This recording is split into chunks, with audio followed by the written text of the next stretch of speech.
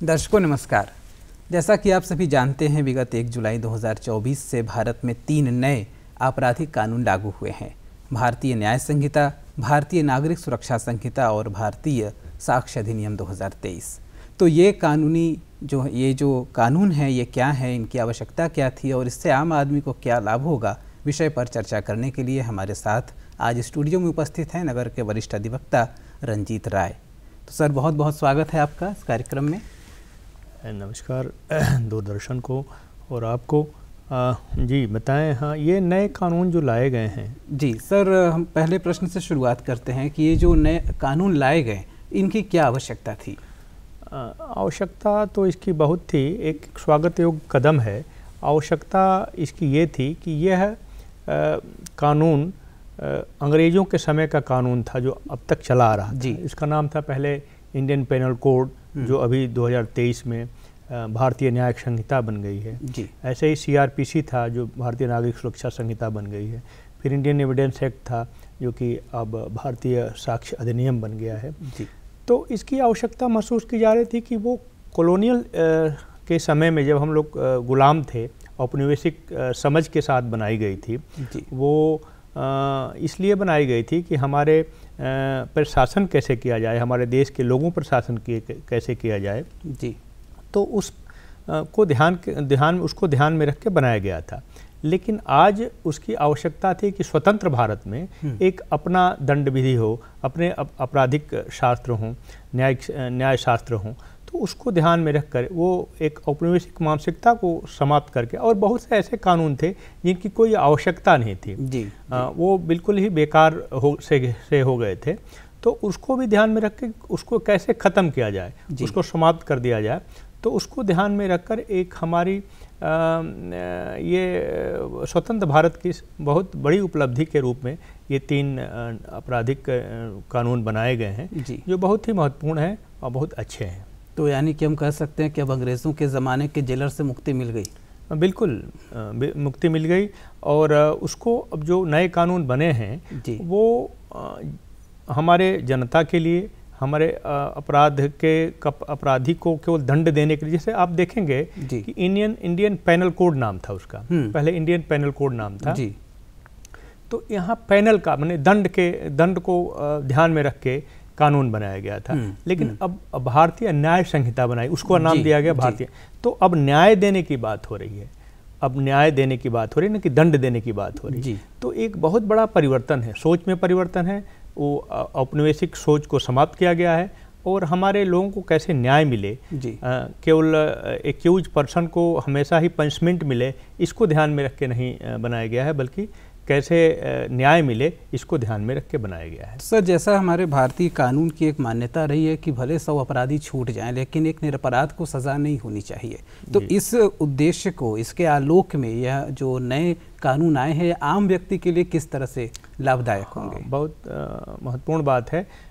जो हमारे न्याय शास्त्र की रीढ़ है वो प्रिजम्पशन ऑफ इनोसेंस का है कि किसी भी एक्यूज को हम इनोसेंट मान के ही उस पर ट्रायल शुरू करते हैं, वह जज देखता है। तो उसी को ध्यान में रख कर इसलिए बनाया गया है। इसमें जो कानून लाए गए हैं वो इसलिए लाए गए हैं कि अब सारे लोगों को, जैसे मान लीजिए अब एक उदाहरण हम आपको दें कि अभी FIR होता है, कोई आदमी किसी के खिलाफ FIR कराने आता है। तो FIR कराने जब आता है तो FIR लिख ली जाती थी पहले, लेकिन अब ऐसा नहीं होगा। कुछ 7 साल से कम के अपराध में अब पहले पुलिस देखेगी कि ये वास्तव में अपराध बनता है कि नहीं बनता है, तो तब FIR लिखी जाएगी। तो एक बहुत मील का पत्थर है कि ऐसे नहीं जब कोई भी आदमी आए और FIR लिखा के चला जाए और झूठे मुकदमे में फंसा दिया जाए। बहुत ऐसे केसेस होते हैं। जी सर, आप अभी FIR की बात कर रहे हैं, इसमें एक नया टर्म आया है ज़ीरो FIR। तो ये क्या है, हमारे दर्शकों को बताएं। ये ज़ीरो FIR पहले भी था। अच्छा। हमारे अपराध शास्त्र में तो, कोड में तो नहीं लिखा गया था, लेकिन चलन में पहले से भी था, लेकिन इसका भरपूर उपयोग नहीं होता था। पहली बार इसको इस कोड में, भारतीय न्याय संहिता में जोड़ा गया है। तो ये बड़ा महत्वपूर्ण है कि इसको हमारे कानून में बिल्कुल ही स्पष्ट रूप से इंगित कर दिया गया है, तो इसका बहुत ही दूरगामी परिणाम होगा।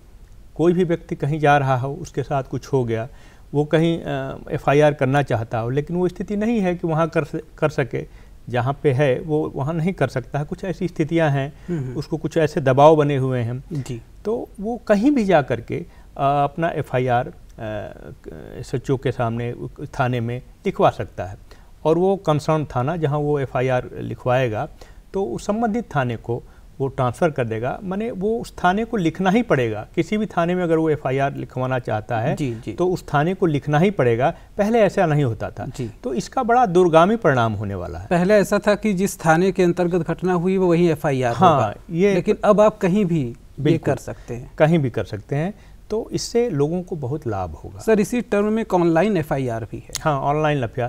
अब ऑनलाइन FIR का ये मतलब है कि आप बैठे बैठे ईमेल से FIR कर सकते हैं, और 3 दिन के अंदर उस FIR को लॉन्च करना पड़ेगा। अच्छा, हाँ, ये भी बाध्यता पुलिस प्रशासन कोड में हाँ कर दिया गया है कि वो 3 दिन के अंदर उस FIR को लॉन्च करना ही पड़ेगा।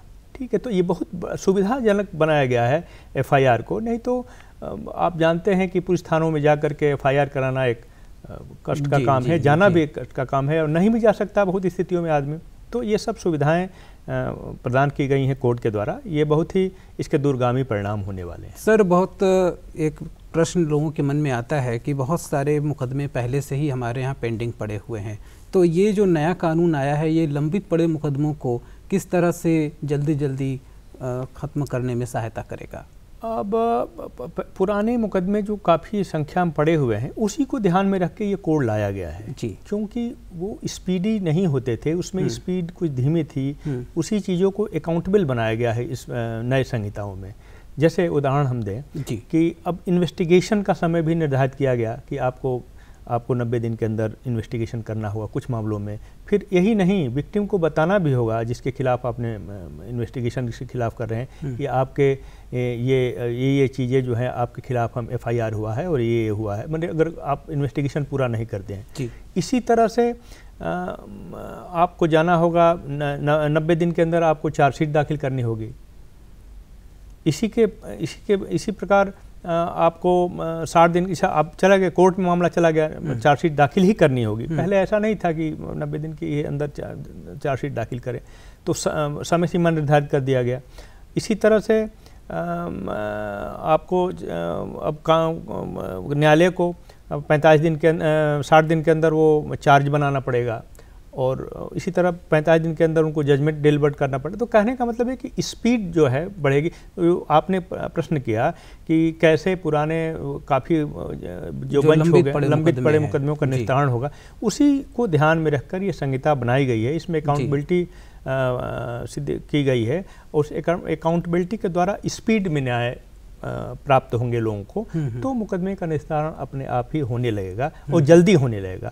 तो वो ब्लॉकेज कम होंगे और ख़त्म होने लगेंगे। इसी को ध्यान में रखेगा। अच्छा सर, ये जो अभी लागू हो रहे 1 जुलाई से, तो कुछ लोग ये प्रश्न पूछ रहे हैं या जानना चाह रहे हैं कि ये एप्लीकेबल कब से हो रहे हैं, यानी किस डेट से इन नए कानूनों का लागू होंगे? बिल्कुल, असल में ये जो नई संहिता आई है, तीनों संहिता, वो 2023 में पार्लियामेंट ने पास किया, और 25 दिसंबर को बड़े दिन के दिन अवसर क्रिसमस 23 को उस पर राष्ट्रपति जी के दस्तखत हो गए जी, और उसको लागू करने का समय रखा गया 1 जुलाई 2024। तो ये 1 जुलाई 2024 को लागू होंगे, लेकिन कब? जैसे क्या है कि 12 बजे, जैसे 30 जून 12:01 पर ये लागू हो गए। 30 जून 2024 को 12:01 पे ये कानून लागू हो गए। तो 1 जुलाई को रात्रि के 12 बजे लागू हो गए। अच्छा, अब वो कानून पास करने और लागू होने में थोड़ा समय लिया गया, उसका भी एक कारण आपको बता देते हैं। कारण क्या था कि इसमें बहुत से चेंजेज, ड्रास्टिक चेंजेज किए गए हैं। जैसे नए इसमें जो लेबोरेटरीज बनाई गई, बहुत नई चीज़, इसमें टेक्नोलॉजी का यूज़ किया गया, तो उसको डेवलप करने में समय लगा। नए थाने कई बनाए गए हैं, फोरेंसिक लैब्स कई बनाए गए, तो थोड़ा समय लिया गया। इसी कारण थोड़ा विलम्ब भी नहीं, तो तैयारी के साथ किया गया है इसको।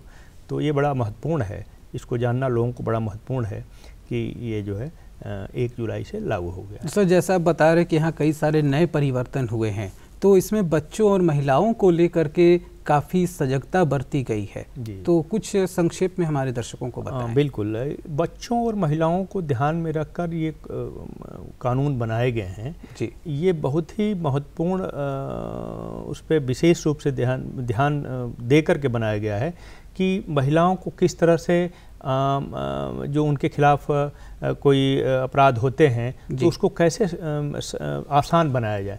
जैसे एक उदाहरण करें कि किसी महिला के साथ कोई रेप की घटना होती है तो वो उसको 7 दिन के अंदर इन्वेस्टिगेट करके और उसके सारे रिपोर्ट न्यायालय को देने हैं। तो ये बड़ा महत्वपूर्ण है, नहीं तो कई साल बेचारी महिला जो है उसके के लिए न्याय मिलना बड़ा मुश्किल होता था। तो ऐसे ही जैसे कुछ माइनर्स बच्चों के साथ अगर रेप है तो उसको मृत्युदंड दे दिया गया है। तो इस तरह की चीज़ें बहुत ही उसमें जोड़ी गई हैं जो बच्चों और महिलाओं के लिए तो बहुत ही महत्वपूर्ण हैं और उनको न्याय मिलना बहुत सुलभ हुआ है इस नई संहिता के द्वारा। अच्छा सर, इसके साथ ही साथ जो मॉडर्न टेक्नोलॉजी चल रही है, हमेशा कहा जा रहा है, हमारे गृह मंत्री जी ने भी कहा कि हमने मॉडर्न टेक्नोलॉजी को इसमें समावेशित किया है, वह किस तरह से? जी, मॉडर्न टेक्नोलॉजी का सबसे बड़ा उपयोग पहली बार इस संहिताओं में किया गया है। पहले इसका उपयोग नहीं किया जाता था या नहीं के बराबर किया जाता था, लेकिन अब तो बहुत ही महत्वपूर्ण ढंग से। अब क्या है, देखिए आप, हीनियस क्राइम में, मैंने 10 साल के ऊपर के क्राइम में या 7 साल के ऊपर के क्राइम में अब कोई इन्वेस्टिगेशन होगा तो बिना फॉरेंसिक साइंस के विशेषज्ञ के अनुपस्थिति में होगा ही नहीं, उसको लेकर के ही होगा। तो इस तरह से की चीज़ें लाई गई हैं तो उससे एक्यूरेसी ऑफ जजमेंट बढ़ेगा, माने एक्यूरेसी बढ़ेगी इन्वेस्टिगेशन की, इन्वेस्टिगेशन का एक्यूरेसी बढ़ेगी। तो ये सब लाना बड़ा महत्वपूर्ण है। और यही नहीं, ये प्रावधान किया गया है कि सारे कोर्ट में फॉरेंसिक साइंस का एक बैन खड़ा रहेगा। अच्छा, हाँ, अगर कोई कहीं दिक्कत होता है, कोई दस्तखत ही अगर गड़बड़ किया है तो कोर्ट में जाता है कि ये सिग्नेचर अच्छे, तो वहाँ ले जाएगा, देखेगा वो और बता देगा कि ये ऑन द स्पॉट उसी कोर्ट के परिसर में। तो ये मामूली चीज़ नहीं है, नहीं तो इस पर वर्षों मुकदमे चलते थे। तो ये सब चीज़ें बहुत ही महत्वपूर्ण हैं। और ऐसे ही सारे लेबोरेटरीज हर पूरे देश में, अच्छा, लेबोरेटरीज कर देंगे, पूरे देश के लेबोरेटरीज को जोड़ दिया गया फॉरेंसिक साइंस के। अगर मान लीजिए यहाँ सुविधा बनारस में नहीं है तो दूसरे स्टेट में दूसरे ज़िले में करा लेगा, जो ज़िले में नहीं दूसरे स्टेट में करा लेगा। ये सब सुविधाएं प्रदान की गई हैं, ये बहुत महत्वपूर्ण है। इसी के साथ साथ इलेक्ट्रॉनिक माध्यम को एविडेंस के तौर पे भी जोड़ दिया गया है। अच्छा, जैसे अब तक क्या होता था कि इलेक्ट्रॉनिक जो माध्यम थे उसको एविडेंस के तौर पे नहीं देखते थे, लेकिन उसको एक महत्वपूर्ण इस कोड में, एविडेंस कोड में, इसमें जो भारतीय साक्ष्य अधिनियम है उसमें एक एविडेंस, इलेक्ट्रॉनिक या सोशल मीडिया को एविडेंस के तौर पे स्थापित किया गया है। तो ये बड़ा महत्वपूर्ण है। पहले इसका बड़ा नुकसान, क्योंकि इसी के आधार पर सारे मुकदमे चलने हैं आज के समय में, सारे अपराध भी इसी के इर्द गिर्द हो रहे हैं। तो ये सब बहुत इम्पोर्टेंट चीज़। तो दर्शकों, जैसा कि आपने देखा कि भारत एक लोकतांत्रिक और संप्रभुता संपन्न राष्ट्र है और ऐसे संप्रभु राष्ट्र में अपना देश, अपना कानून एक निश्चित रूप से स्वागत योग्य कदम है।